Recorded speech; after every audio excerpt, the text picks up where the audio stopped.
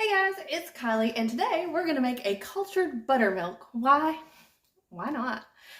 Yes, you can buy it at the store. You do not have to make your own buttermilk, but I thought it'd be a fun project, so I've got some culture that I've purchased to be able to make it. To start out, we're just gonna use a regular old milk. So I'm gonna make a quart of buttermilk. So we're gonna throw that in a big pot.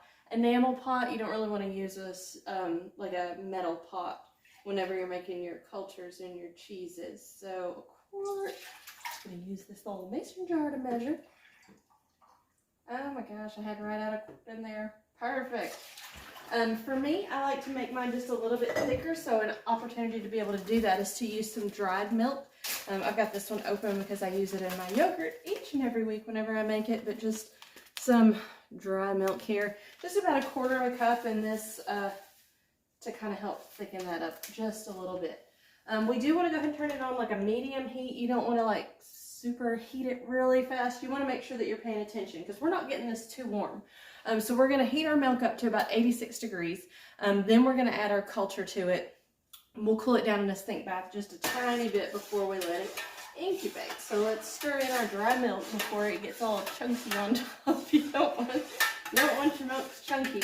And then we do need to use a thermometer for it. So I've got this one that goes way down into a stock pot. I've used those smaller ones before. I do recommend, if you haven't bought one yet, go ahead and get one that's longer.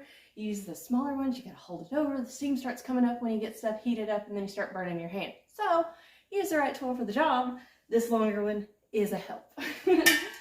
So right now it's just barely over 60 degrees. It's really only going to take us a few minutes at medium heat to be able to get this up to 86 degrees.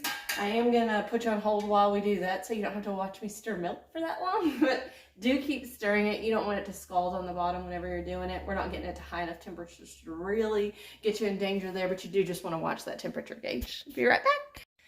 Okay, I hit 86 degrees for the temperature. You do want to make sure that it doesn't go higher than that. If it goes higher than that, you could kill your culture, which is defeating the purpose.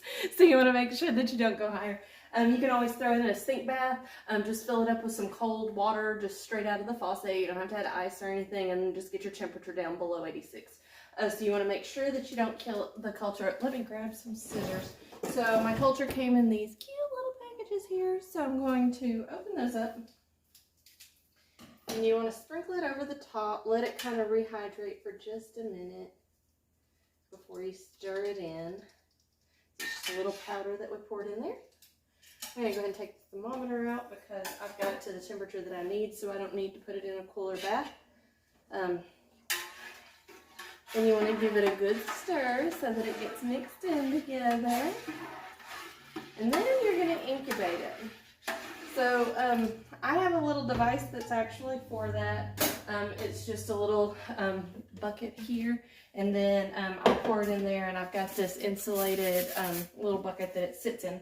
That's what I use for all of my yogurt and everything that I'm making. You can actually do it with different methods. Just getting a regular cooler over in Walmart sporting goods department, one of those little insulated coolers, and sticking it in there.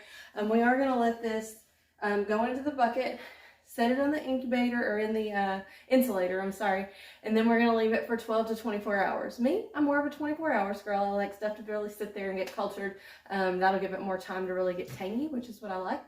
And then I'll try to talk Mark into doing a taste test with me or something, and we'll see if we can tell the difference between store-bought and cultured, so you can see if it's a waste of time or just a fun hobby to do every once in a while.